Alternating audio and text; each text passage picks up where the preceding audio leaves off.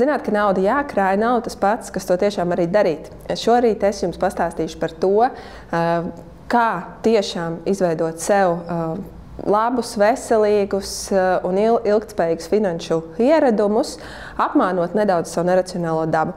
Sākumā nedaudz par to, kas ir finanšu pratība. Un es sākšu ar nelielu lirisku atkāpi. Reiz dzīvoja 3 siventiņi – Nif-Nif, Nuf-Nuf un Naf-Naf. Un tad, kad viņi bija pietiekami lieli izauguši, viņiem vajadzēja atvadīties no savas māmiņas un doties pasaulē laimi meklēt pašiem un par sevi parūpēties. Viņi devās prom no mammas mājām un attapās kādā ļoti skaistā jaukā noriņā, kurā viņi varēja beidzot darīt visu, kas viņiem ienāk prātā, nodoties spēlēm, rotaļām un tā tālāk. Un brālīši tā arī darīja. Pēc pavisam īsa brītiņa viens no brālīšiem teica pārējiem: Klau, tuvojās ziema un varētu tuvoties arī kāds briesmas, mums vajadzētu iet uzcelt savu mājiņu. Uz ko 2 pārējie brālīši teica: nomierinies, viss kārtībā, tā kā mēs te paliksim, mums šobrīd ir ļoti labi, ir taču silts, ir saulains, viss ir kārtībā, tu vari droši doties darīt, kas tev jādara. Un tā viens no brālīšiem devās uzcelt savu mūru mājiņu. Tad, kad pienāca ziema, tad par mājiņu nācās domāt arī 2 pārējiem brālīšiem. Viens no viņiem uztaisīja koku mājiņu, otrs savukārt salmu mājiņu. Un tad jau mēs zinām, iespējams, ka zinām, kā šis stāsts risinājās tālāk. Atnāca lielais ļaunais vilks, kurš no sākuma nopūta salmu mājiņu, pēc tam iznīcināja koku mājiņu, beigās viss patvērās mūru mājiņā. Kāpēc es to šorīt stāstu? Tāpēc, ka es gribēju jums parādīt, kas tad ir finanšu pratība. Finanšu pratība ir mūsu spēja parūpēties par sevi vienu soli vai vairākus soļus uz priekšu. Mēs būvējam savu mūra mājiņu gan tuvākām, gan tālākām krīzēm. Tam nepieciešama neliela disciplīna un kaut kāda pozitīvi ieradumi, lai mēs apmānītu to savu lielo vēlēšanos spēlēties noriņā tik ilgi, kamēr ir šāda iespēja. Un tas, ko šodien pastāstīšu, ir, kāpēc mums reizēm tik tiešām vairāk gribās spēlēties noriņā saulītē, nekā pieņemt kaut kādus racionālus, ilgtermiņa lēmumus, par kuriem mēs zinām, ka tie noteikti ir tie pareizie lēmumi. Un finanšu pratība, par ko mēs domājam un runājam, reizēm to saucam arī par naudas prasmi, ir apvienojums starp to, ka es zinu, kas ir jādara, es tiešām uzskatu, ka tas ir svarīgi un es arī atbilstoši rīkojos. Bet tad, kad mēs nonākam pie mūsu praktiskās rīcības, tad sākās diezgan daudz izaicinājumu. Un to daudz ir pētījuši dažādi pasaules zinātnieki. Viens no atpazīstamākajiem ir Richards Tollers, kurš ir pētījis cilvēku neracionālo dabu, jebšu pierādījis to, ka bieži vien lēmumi, kurus mēs pieņemam, ir nevis racionāli, Excel tabulās balstīti, bet daudz citu psiholoģisku, emocionālu faktoru vadīti. Un tas ir fakts, ar ko mums vienkārši ir jārēķinās. Mūsu racionālā spēja pieņemt lēmumus ir ierobežota. Nav tā, ka mēs pieņemam pavisam tikai un vienīgi neracionālus lēmumus, tādas galējības arī nav, bet tomēr ļoti daudz no tā, ko mēs ikdienā daram, ir tomēr emociju un citu aspektu vadīts rīcības. Un viens no aspektiem, kas mums bieži vien liek rīkoties vienā vai otrā veidā, ir tā saucamie aizspriedumi, jeb angliski mēs tos pazīstam kā biases.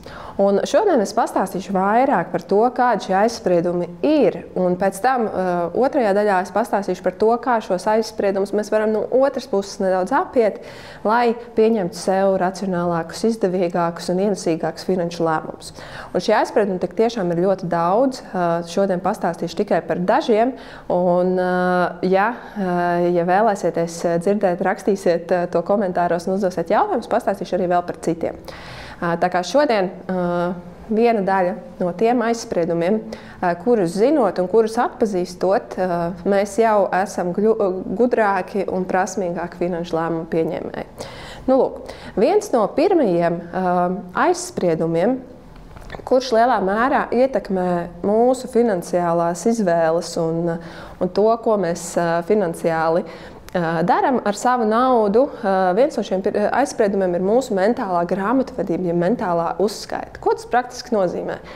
Tas nozīmē, ka mums ir viens kaut kāds naudas kopums, Tātad nauda mums ir viena, neatkarīgi principā no tā, no kurienes viņa ir ienākusi vai kādiem mērķiem tā ir paredzēta. Tā ir viena mūsu nauda, kuru mēs teorētiski varētu likt vienā lielā grozā un tad, kaut kā ar viņu rīkoties. Bet tas, ko mēs parasti darām, mēs naudai piešķiram kaut kādu nozīmi atbilstoši tam, no kurien šī nauda ir nākusi un kam tā ir paredzēta. Attiecīgi mēs to savā galvā, principā, paši pēc savas gribas sadalām kastītēs un atbilstoši tam, kurā kastītē šī nauda ir nonākusi, mēs ar to atbilstoši rīkojamies. Un tas mums var gan palīdzēt, un mēs to varam izmantot savā labā, piemēram, naudu atliekot kādā krāja kontā vai, piemēram, izveidojot sev dažādus kontus, kur viens ir domāts ceļojumam, viens ir ilgtermiņa uzkrājumiem, viens ir ikdienas tēriņiem, un šādā veidā sistematizējot savas finanses, bet mēs varam arī pieļaut dažādas kļūdas, kur mēs naudai piešķiram mazāku vērtību un tāpēc šķiežamies ar to vairāk vai neattiecamies pret to vienlīdz nopietni, kā tad, ja šai naudai būtu cita izcelsme vai, piemēram, cits mērķis, kā mēs to varētu tērēt. Un, lai šo principu saprast nedaudz labāk, jums pastāstīšu arī vairākus piemērus. Šī mentālā uzskaite, tas risks galvenais ir saistīts ar to, ka tad, ja nauda, piemēram, mums ir nākusi no kāda laimesta, vai tā ir bijusi negaidīts kaut kāds ienākums, vai, piemēram, mēs esam laimējuši loterijā, vai tā ir bijusi kāda neplānota, negaidīta prēmija, mēs pret šo naudu attiecamies citādāk nekā tad, ja viņa būtu nopelnīta, mēnesī garā algotā darbā. Un tajā brīdī, kad šai naudai ir kaut kādā jautrāka izcelsme, mēs varam arī to daudz jautrāk iztērēt. Es pastāstīšu vairākus piemērus. Un viens stāsts, kas man uzreiz nāk prātā, kuru esmu lasījusi, ir saistīts ar spēļu zālēm. Jo spēļu zāle ir viena no vietām, kur mēs naudai pilnībā mainām vērtību un skatāmies uz to pavisam citādāk nekā tad, ja mēs esam tādā savā ikdienā vai darba dzīvē. Lūk. Tātad kāds pāris pat apprecējies Lasvegasā, savu pirmo kāzu nakti aizvadījuši jautri dzīvojot kazino un atgriežoties viesnīcā pēc aizraujošas nakts, viņi dodas gulēt un vīrs savu kabatā atrod vēl vienu žetonu $5 vērtībā. Un viņš sajūt sevi fortūnu un dodas uz spēļu zāli vēl vienu reizi izmēģināt savu laimi. Viņam galvā noskan skaitlis 17, un viņš ar šo skaitli savā galvā dodas uz spēļu zāli, turpat viesnīcas pirmajā stāvā, un uzliek savu žetonu uz skaitli 17. Un neticamā kārtā viņš tiešām arī laimē šo naudu. Tā viņš atkārto 1, 2, 3 reizi, līdz viņš ir jau nopelnījis veselu $1 000. Viņš saprot, ka tā laime viņam tiešām šovakar ir spīdējis, bet viņš grib šo naudu izņemt, žetons samainīt pret naudu, viņš dodas pie kases un grib žetons apmainīt pret naudu, bet kazino viņam saka, mēs nevaram to šobrīd izdarīt, mums tik daudz skaidras naudas, jums ir jādodas uz citu kazino, tāpat aiz stūra, un tur jūs to varēsiet izdarīt. Tā kungs paņem savu žetons, aizdodas uz citu kazino, ieejot iekšā kazino, viņam rodas tā sajūta, ka tā laime tomēr kaut kur turpat vēl ir, un viņš turpat visu naudu pazaudē. Atgriežoties atpakaļ viesnīcā, viņš satiek savu sievu, un sieva viņam prasa, kā tev gāja, un viņš saka, gāja normāli, pazaudēja $5.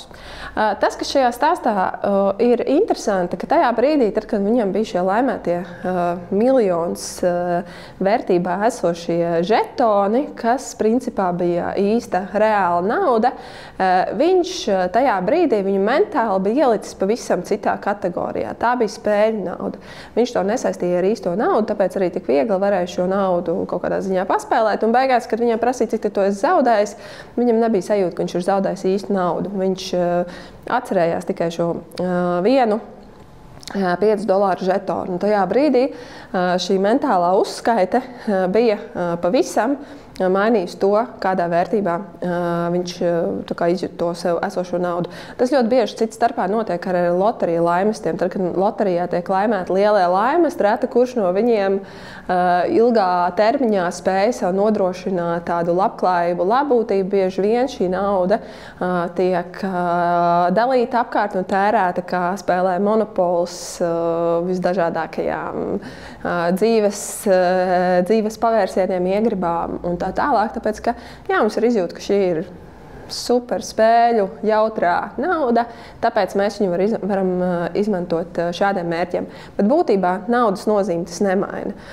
Līdzīgi mentālā uzskaita vēl kopā ar citiem aizspriedumiem veido arī tādu interesantu kombinācija, kuras ietvarā mēs arī šo naudu varam izjust kā vērtīgāku un mazāk vērtīgu, un mums ir sajaukušies atskaites punkti, piemēram, tad, ja mēs veicam kaut kādus lielus pirkumus. Ja mēs iegādājamies automašīnu no tā paredzētā automašīnas konta, tad pārdevējs, zinot to, ka mēs ņemam no šī lielā apjomīgā auto iegādes groziņa naudu, un tajā brīdī, kad mēs esam atraduši mašīnu, kur mums tīri labi patīk, tad mums sāk piedāvāt dažādas mazas ekstras. Vai tu vēlies šo jauno lielisko riepu komplektu? Tas maksā tikai €200. Un tad, kad tu esi samaksājis 40 000 par mašīnu, tev liekas, kas gan ir €200? Tā ir sīka nauda, tā ir no šī man naudas groziņa, līdz ar to es ņēmu šis izklausās lielisks piedāvājums. €500, un tev būs panelī papildus gaismas josla, vai tev būs tāds vai šitāds gadžets, un tās summas, tad, kad tev viņas ir kopā ar šo lielo pirkumu, no šīm lielajiem pirkumam paredzētā groziņa, tu viņas izjūt pavisam citādāk. Un kā jau es minēju, tur nāk klāt vēl arī daudz citu efektu un aizspriedumi, kas šo naudas vērtību maina vēl lielākā mērā. Un ar šādiem trikiem to zina ne tikai mēs un tie, kas to pēta, bet to ļoti labi zina arī pārdevēji un tie, kas veic un apkopo un sagatavo dažādus izdevīgus piedāvājumus vai, piemēram, sapako mums paciņu ar dažādām tā teikt, iespējām, piemēram, iegādājies šo automašīnu un bez maksas par lielisku vai par lielisku cenu, saņem šīs riepas, saņem šo servisa kuponu, saņem šo tīrīšanas karti, un tādā veidā tev tiek sapakots piedāvājums, kurš izskatās ļoti, ļoti izdevīgs, plus tu to visu iegādājies no šī lielā mašīnas groziņa, un tajā brīdī, tad, kad šis piedāvājums šādi ir sapakots, tu bieži vien skaties uz to, cik viņš ir izdevīgs, nevis uz to, ka īstenībā tajā piedāvājumā un tajā paciņā tev ir vairākas lietas, kuras iespējams tev nemaz nav nepieciešams. Un zinot šo, bieži vien tomēr izdevīgāk sanāk stingri palikt pie tā, ko tu esi nolēmis iegādāties, un atcerēties, ka €500 par apsildāmajiem spoguļiem joprojām ir tieši tie paši €500, kuri varētu nākt arī no tava algas konta, un viņiem nevajadzētu piešķirt mazāku vērtību tikai tāpēc, ka viņi nāk no konta, kas bija paredzēts mašīnas iegādai. Tā nauda joprojām ir tieši tā pati nauda, un viņai skaitliski ir tieši tāda pati vērtība, neatkarīgi no tā, no kura groziņa mēs šo naudu paņemam. Nākamais efekts, par kuru es gribēju parunāt, ir ankurošanas efekts. Arī šo efektu ļoti labi pārzina ne tikai tirgotāji Eiropā un Latvijas veiklos, bet, manuprāt, viena no vislabākajiem ankurošanas meistariem dzīvo Turcijā, Ēģiptē un Austrumvalstīs. Tad, kad viņi satiec tirgū, viņi lieliski veic tev šo ankurošanas darbu. Un ko nozīmē ankurošana? Ankurošana nozīmē, ka tavs datu atskaites punkts nāk no pirmā principā skaitļa, kur tu ieraugi. Pat ne skaidri, tas var būt arī kāds cits datu lielums, kurš tev paliek prātā, un visas pārējos salīdzināmos lielumus tu atmēri izejot no šī konkrētā datu punkta. Lai būtu nedaudz vienkāršāk, ko es ar to domāju.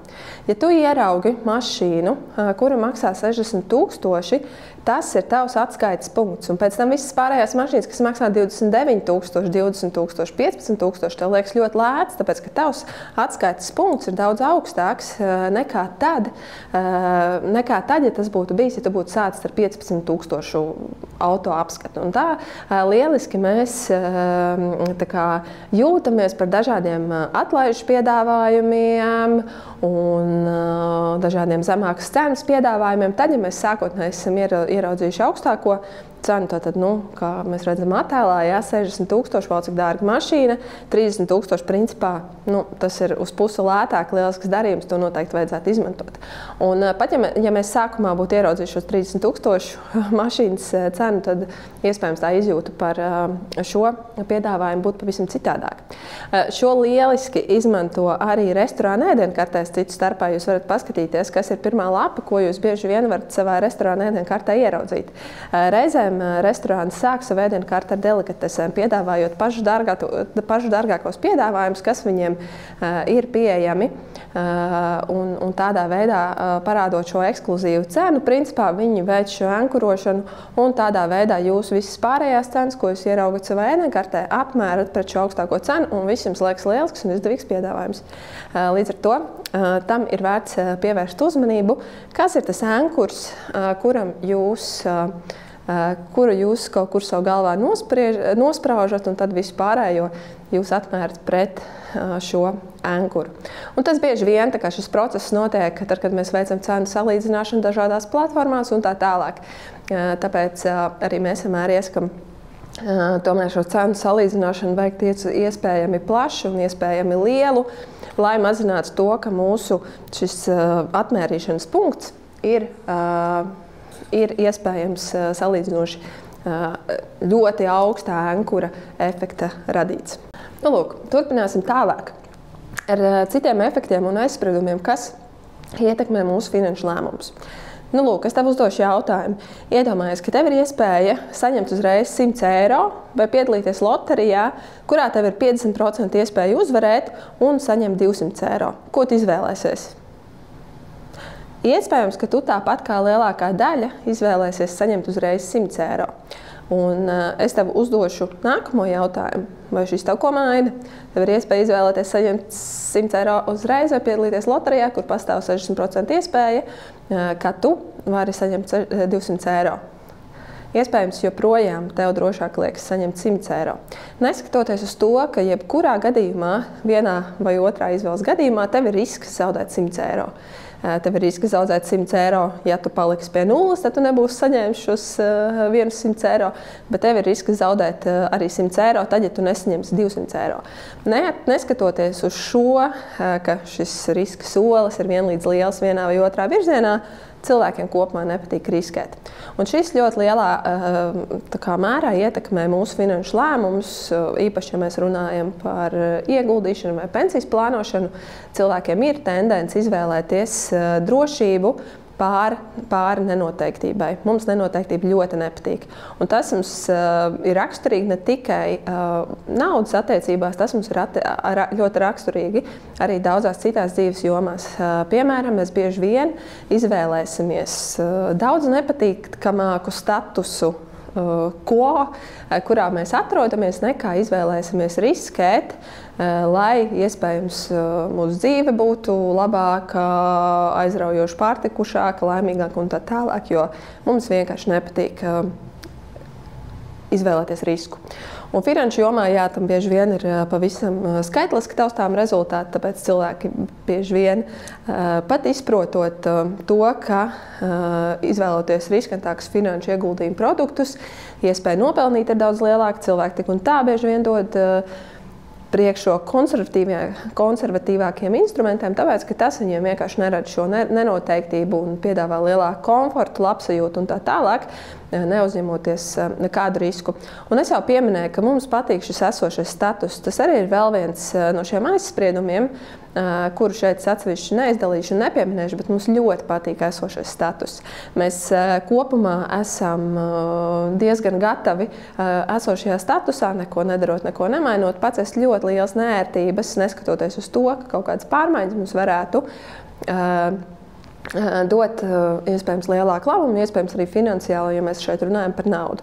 Un šeit es gribēju pieminēt vienu interesantu lietu, iespējams, ar kuru mēs ikdienā daudz sastopamies. Nereti kāda pakalpojuma sniedzēja mums piedāvā šo bezmaksas izmēģinājumu periodu 7-14 dienas, un pēc tam mums ir iespēja atteikties no šiem produktiem un teikt, nu nē, piedodiet, man šis pakalpojums nav nepieciešams, bet paldies par šo izmēģinājumu periodu, ko jūs mums piedāvājāt. Šis izmēģinājuma periods ir veids, kā tas var kļūt par tavu esošo stāvokli, esošo statusu, kuru tu nevēlies mainīt. Un tad, kad tev ir bijis 7 dienas, teiksim, Netflix, Disneys vai kāds cits, piemēram, no nezinu, televīzijas provideriem vai iespējams kāds cits pakalpojums, tas jau ir kļūst par tavu esošo statusu, un tev kopumā negribēsies un nepatiks darīt neko, lai šo esošo statusu mainītu. Plus, mēs nonākam pie nākamā aizsprieduma. Mums ļoti nepatīk no kaut kā atteikties. Sāpes par to, ka mums no kaut kā ir jāatsakās, ir būtiski lielākas nekā bauda, ko mēs iegūstam no līdzvērtīga ieguvuma. Nu, piemēram, ja mēs uz ielas atrodam 10 eiro, mēs esam ļoti priecīgi. Bet, ja mēs uz ielas pazaudējam 10 eiro, mēs šīs sāpes par pazaudētajiem 10 eiro izjūtam daudz spēcīgāk. Mums ir sajūta īstenībā, ka mēs esam pazaudējuši vairāk nekā 20 eiro. Un tas ir tāds interesants triks, kurš arī mums bieži vien palīdz palikt kaut kādā esošā stāvoklī, statusā, pie kaut kādā esošā pakalpojuma, vai darīt kaut kādas lietas, kuras, iespējams, mums nekādā veidā nav jau sen vairs izdevīgas.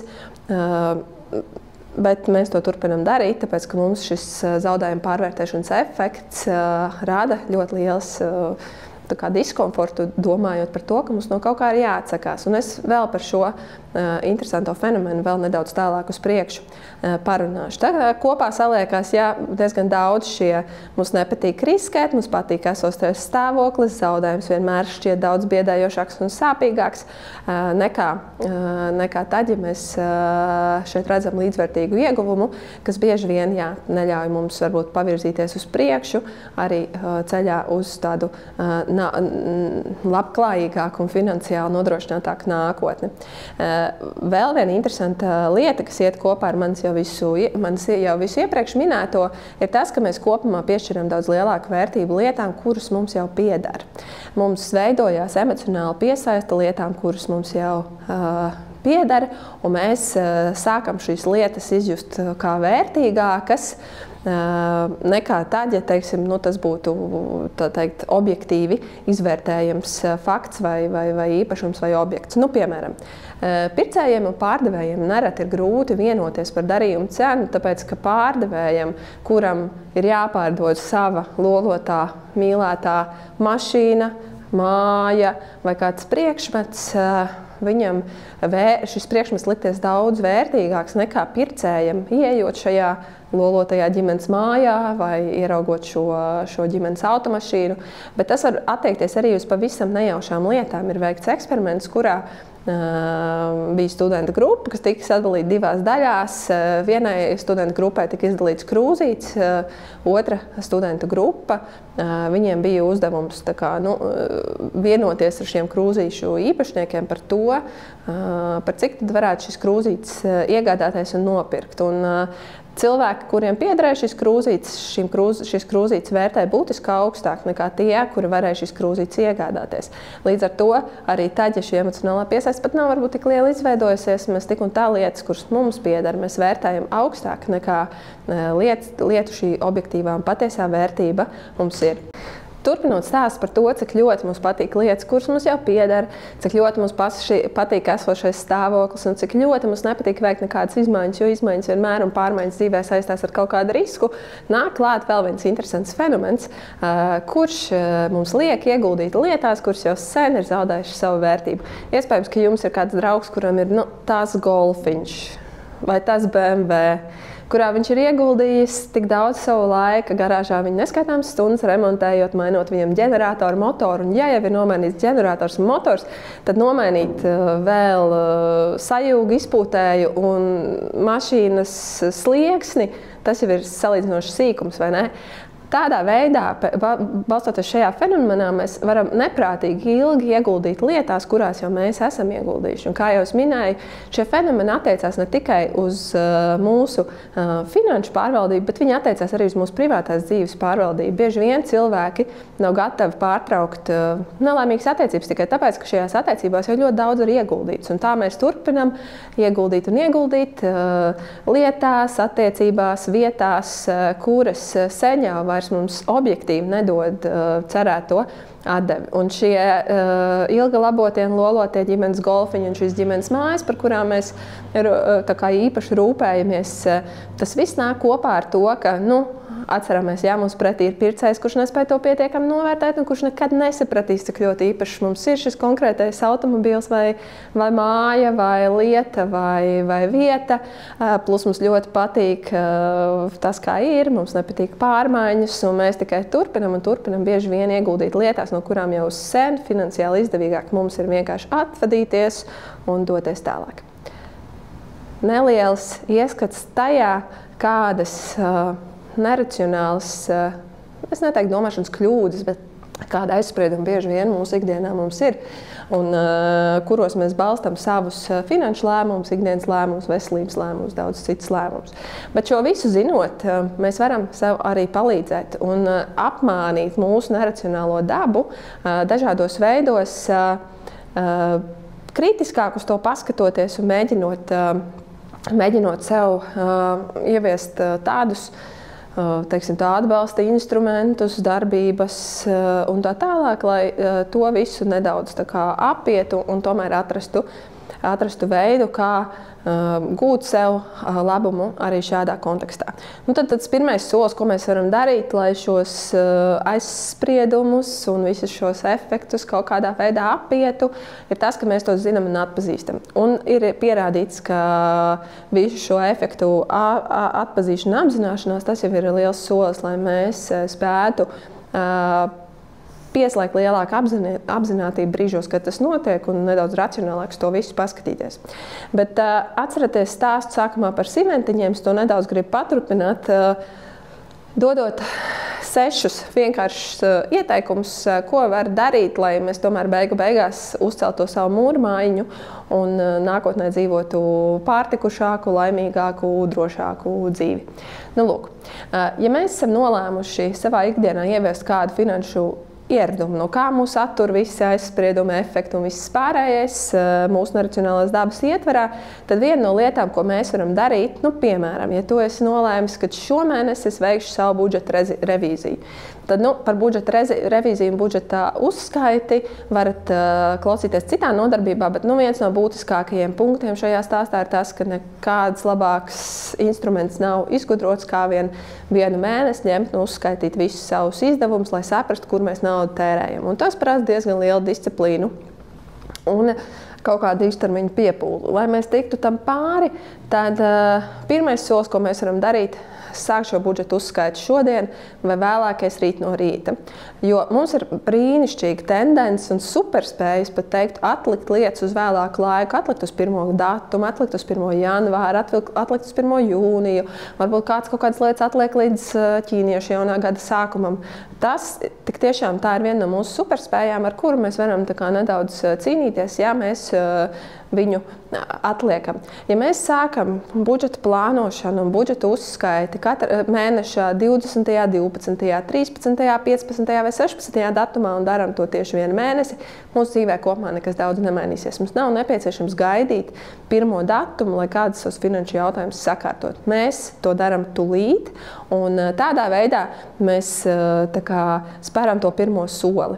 Un par pirmo soli man ļoti interesants stāsts no manas privātās dzīves ir, es reiz biju nolēmusi, ka es gribu sagatavoties skriešanas sezonai un ļoti vēlos uzsākt tādu sportisku dzīvesveidu un man ir nepieciešams sākt skriet. Un tad es vienu dienu darbā par to runāju, šovakar iešu skriet, otru dienu par to runāju, rītā gan, no pirmdienas, no jaunā mēneša. Un tad mans priekšnieks tajā laikā teica, Aija, tu vienkārši aizēji mājās un uzvelc sporta kurpes.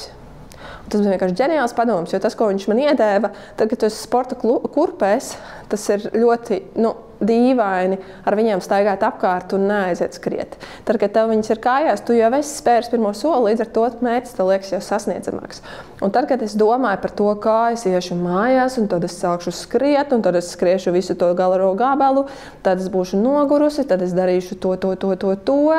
Tad, kad tu sāc domāt par visu to ārkārtīgi sarežģīto procesu ļoti ilgā termiņā, tev vienkārši zūd motivācija, jo tas liekas pārāk grūti. Bet, ja tu domā solis no soļa un nākamais solis un sāc spērt vienu soli un tad tālāk domā par nākamo soli, tas to procesu padara daudz sasniedzamāku, izdarāmāku, vienkāršāku, un tu vienkārši jau esi viņu uzsācis, līdz ar to bieži vien atpakaļ ceļa vienkārši vairs nav. Otra lieta, ko var darīt, ja tu gribi ieviest savā ikdienā veselīgas finanšu paradumus, tu vari tam vienkārši ieplānot laiku.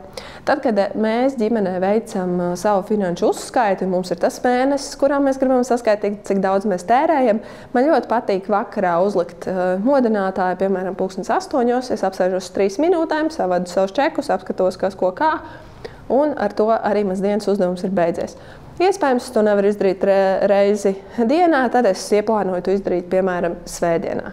Jo svētdienā es veltu 30 minūtes, tās jau vairs nebūs 3 minūtes, bet es to izdaru kaut kādā noteiktā laikā.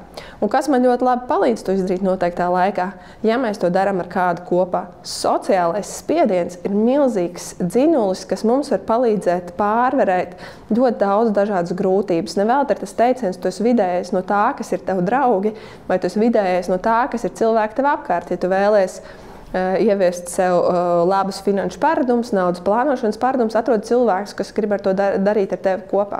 Es esmu vadījis nodarbības, kur cilvēki, kuri strādā kopā, sāk reizē izmantot dažādas budžeta plānošanas aplikācijas vai kopīgi saņemās kādam mēnesim, finanšu pratīgākam mēnesim, un viņiem tas ļoti labi izdodas. Tas ir līdzīgi kā visas šīs soļošanas aplikācijas. Tad, kad mēs to darām kopā, mēs nedaudz sacenšamies, mēs viens otru uzvaktējam, pievaktējam, plus mums veidojās kaut kāda jauna sociālā norma, visi tā dara, un es gribu būt normāls, es gribu būt tieši tāds, kā visi dara.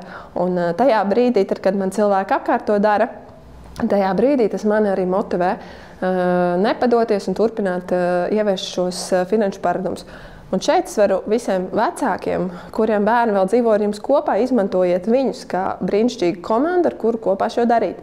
Jo bērni ir ļoti uzticami. Viņi jums atgādinās, viņi jums pabakstīs, un plus šeit būs ļoti pozitīvs efekts. Jūs arī viņiem iemācīsiet šos pozitīvos finanšu paradumus, un arī viņiem radīsiet pievienoto vērtību viņu dzīvē, jo tās lietas, ko bērni par naudu var iemācīties ģimenē, viņi nevar iemācīties nekur citur.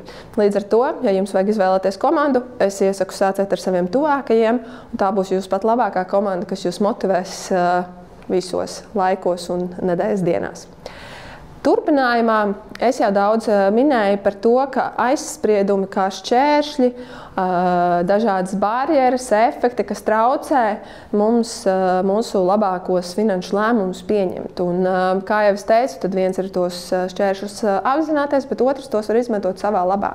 Es jau stāstīju stāstu par to, kā mēs izmantojam šos bezmaksas izmēģinājumu periodus, kas ir veids, kā mums samazina šķēršļus, lai mēs šos produktus iegādātos. Un bieži vien šie provideri, ja pakalpojumu sniedzēji, viņi ir šo atteikšanās procesu uztaisījuši tieši tik sarežģīti, ka tie šķēršļi ir tik daudz, ka vienā brīdī mums vienkārši apnīk to darīt, un tad mēs vienkārši padodamies. Es pat vēl nesen iekritu šādā piedāvājumā, lai atteiktos no bezmaksas izmēģinājuma perioda, bija jāzvana un jāsaka, es gribu atteikties. Un tad, kad es piezvanīju, man piedāvāja labāku cenu, lieliskāku darījumu un piedāvāja visu šo paciņu kopā ar 7-8 dažādām lietām, kuras es tagad pēkšņi saņemu par izdevīgāku cenu, kaut arī iepriekš man viņas nekad nav bijušas nepieciešamas, viņas nekad iepriekš neesmu izmantojušas.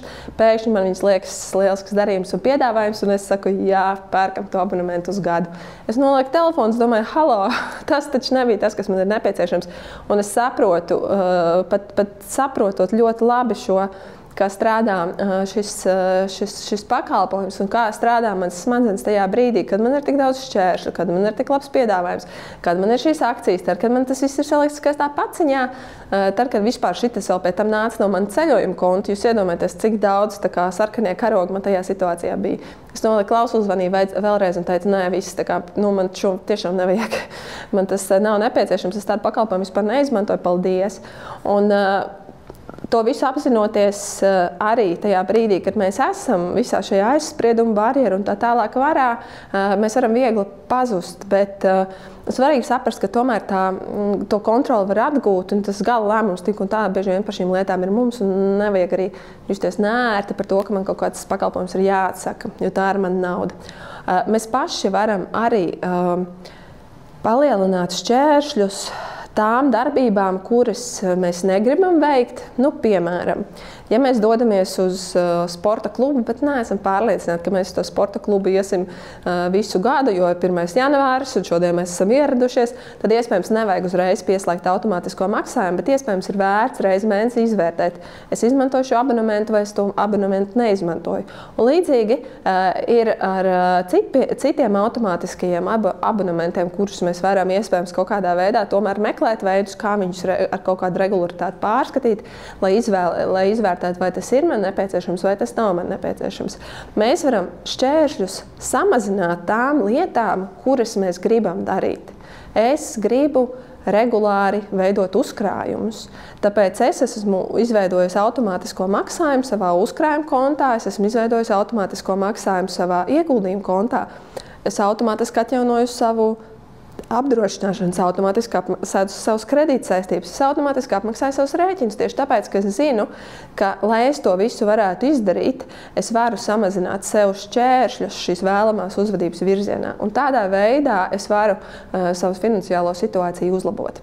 Viena lieta, kas lieliski disciplinē arī mani, ir skaidra nauda kaut kādās situācijās, kur tev šķiet, ka tev vajadzētu izjust lielākas sāpes par to, ka tu veic kaut kādus pirkumus.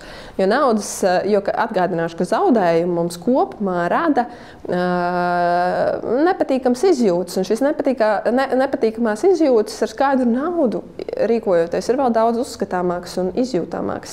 Man ļoti patīk stādīt dārzu, un man pie mājas ir dārzs, kurās visu kaut ko esmu sastādījis, un reiz gadā es dodos uz Siguldas stādu parādu. Un tad, kad es dodos uz šo stādu parādu, es vienmēr tur ierodos ar skaidru naudu. Jo tad pie katras puķis, ko es tur nopērku, es skaidri redzu, ka šajā brīdī sadod savu naudu, man ir kaut kāds limitēts daudzums ar naudu, ko es varu iztērēt, un visbiežāk man arī, teiksim tā, līdz pēdējiem centam, es arī savu plānoto budžetu tur neiztērēju, tāpēc, ka es ļoti labi redzu, kā tā nauda iet un beidzās, un tur es esmu radījis arī sev kaut kādu apstākli, kaut kādu šķērsli, lai sevi labāk disciplinētu. Un ir pieejami dati par to, ka jo vienkāršāk mums par kaut ko ir samaksāt, jo biežāk un vairāk mēs veicam spontānus pirkumus. Piemēram, brīdī, kad man ir jānopīkstina pulkstenis vai jānopīkstina telefons, tas ir ārkārtīgi atvieglojis man iespēju par kaut ko norēķināties, un cilvēkiem uz šī rēķina pieauga tādi neapdomīgāki pirkumi, kurus viņi veic. Un tad, kad šis maksājums ir ar PIN kodu vai ar skaidru naudu vai kaut kādā, vai jāievieto karte, viņš jau ir daudz apzinātāks nekā brīdī, kur es vienkārši kaut ko nopīkstinu. Un viena ļoti svarīga lieta par budžeta plānošanu un finanšu plānošanu, ko šodien gribēju pieminēt, mums nestrādās kopumā risinājumi, kur ilgtermiņā mums liks justies ļoti disciplinētiem vai ļoti slikti. Mums ir jāizdomā veids, kā apiet savu to neracionālo dabu, sakārtot tās pamatlietas, lai mēs visu laiku sevi neturam tādā ļoti stingros grožos, tad tam vienkārši ir pierādīts, ka nav ilgtermiņa efekts. Mēs meklējam savā finanšu plānošanā lietas un veidus, kā mēs varam panākt ilgtermiņa efektu. Un ilgtermiņa efektu mēs varam panākt tad, ja mēs, piemēram, savu uzkrājumu veicam algas pirmajā dienā ar automātisku maksājumu, nevis katru mēnesi, ļoti visu mēnesi sekojot līdz saviem izdevumiem, saviem tēriņiem, un tad beigās ieliekot uzkrājumā to, kas mums paliek pāri. Kopumā budžeta plānošanai, manuprāt, ir jābalstās uz to, ka mums ir viegli samaksāt par to, kas mums ir svarīgs, viegli mums ir samaksāt visas mūsu saistības rēķinus, uzkrājumu, ieguldījumus, un grūtāk un aizvien grūtāk mums paliek samaksāt tās lietas, kuras mums nav obligāti nepieciešamas. Un beigās svarīgi, lai mēs dzīvojot savu dzīvi justos laimīgi, priecīgi, un tās mums nebūtu nekādas ļoti lielas mokas, jo pretējā gadījumā mēs vienā brīdī tik un tā ņemsim un norausimies un visu to naudu ietaupīto arī notērēsim.